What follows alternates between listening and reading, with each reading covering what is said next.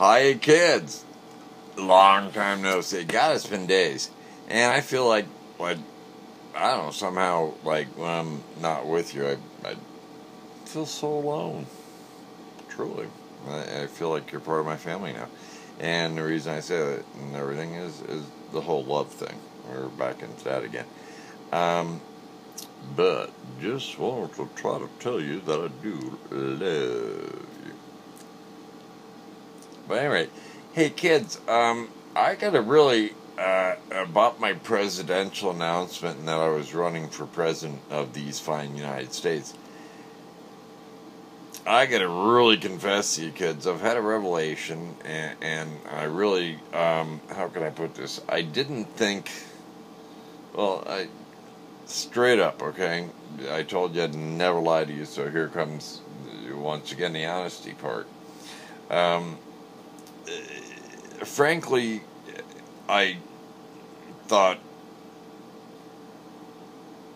I'll give you, okay, brutal honesty here, folks. I thought Romney was a lying,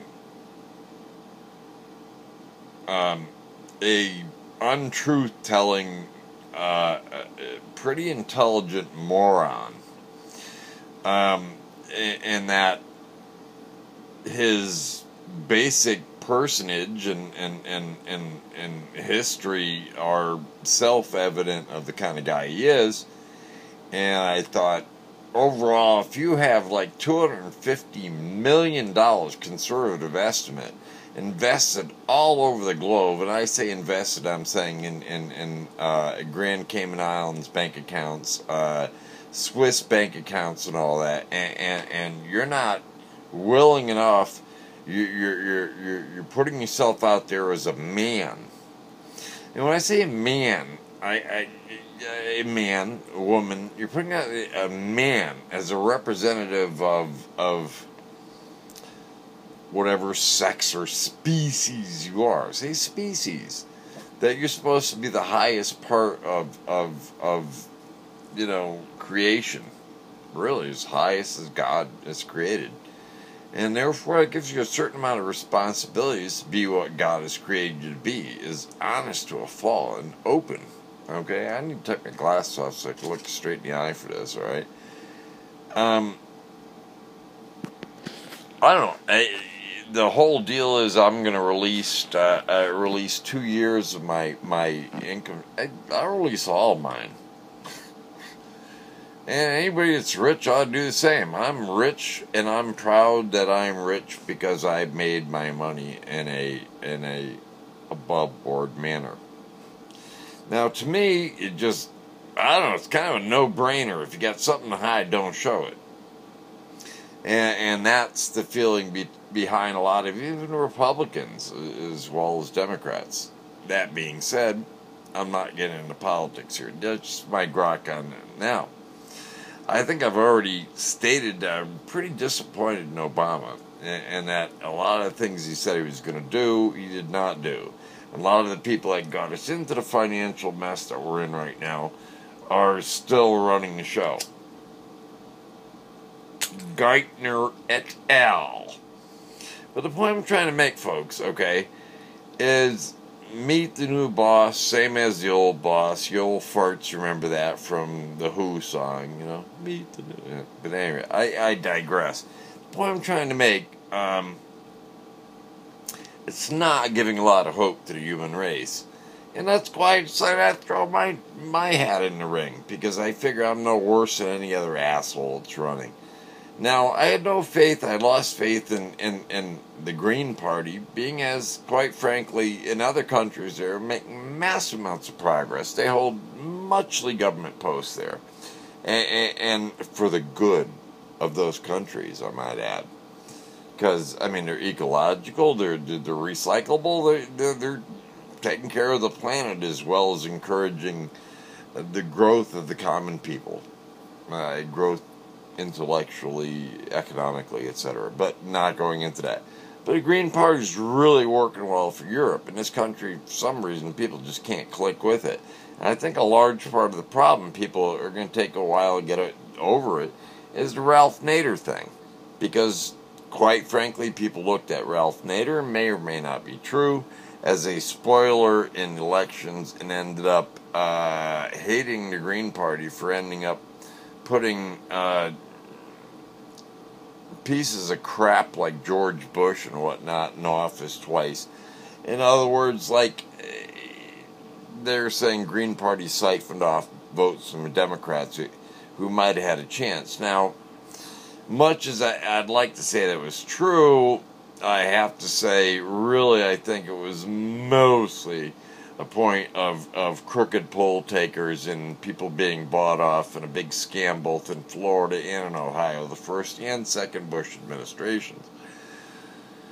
But like 9/11, will the truth ever be found out? It's hiding with the Kennedy assassination, who off Kennedy, you know?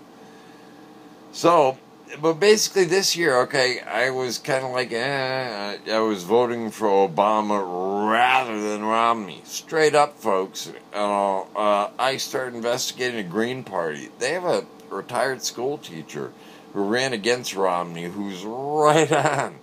Okay, not only that, a personal friend of mine who ended up never planning on it, a young single mom who lost her home because of a mortgage crisis and all, and screwing around with her interest rates and all, as many people that are homeless right now can relate to. She was asked to be the vice president. I worked for her in the city of Philadelphia, trying to get her to end up as sheriff. And at virtual unknown, she won 25% of the vote under the Green Party in a heavily Democratic city, because she ran under the premise that if she became sheriff, she was not going to serve eviction papers on families for banks and insurance companies who profited the most out of the subprime mess. She was not going to do what was done to her. Hey, is that beautiful or what, folks? But she's the vice presidential candidate. Presidential candidate's a winner. Vice presidential candidate's a winner. I'm going out and working for him. I think I'm going to spend the summer doing that, or at least the fall. Because God in heaven, folks, if I vote in conscience, it throws it to the... Maybe, but you know what? At least you'll be able to wake up in the morning knowing if there's a piece of crap in office, you didn't cause it. And right now, both candidates, like, I don't know, like a poor man ain't got no laundry facilities, ain't got nothing but his one room and nothing and everything, and by golly and everything, washing his socks in the sink and didn't get around to do it between the two jobs he's working to stay alive and everything, so which stinky sock do I put on?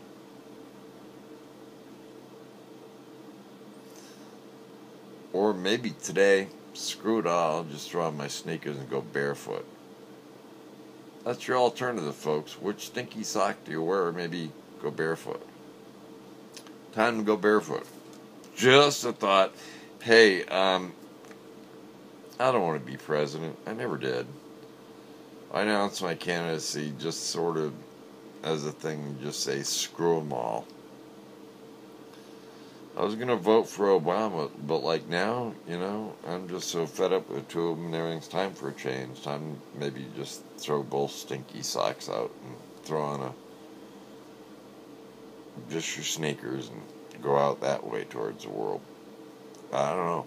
God willing and everything, maybe just I'll feel more comfortable in those sockless sneakers.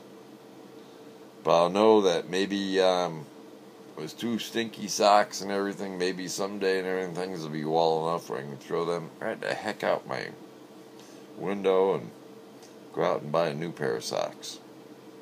So maybe it's time to take off the two stinky socks, throw on the sneakers, and go out and look for a new pair of socks. I don't know, what do they say? A new broom sweeps clean? Just a thought. John in Florida, your former presidential candidate, cashing out and backing the Green Party this year because I'm just another asshole. We need somebody who actually is got their crap together and got an organization And Green Party's really big in Europe. It's getting bigger in the United States. And it's our way of saying, hey, Democrats, you don't represent us. Republicans, you damn sure you don't. You represent the rich. And where's their happy medium? I know some very well-to-do people that are very ecological, and that's really a hinge-pin of the Green Party, is trying to keep our planet viable long enough for us to solve our problems. Keeping it viable as renewable resources, not wrecking our environment so we die before we make any change.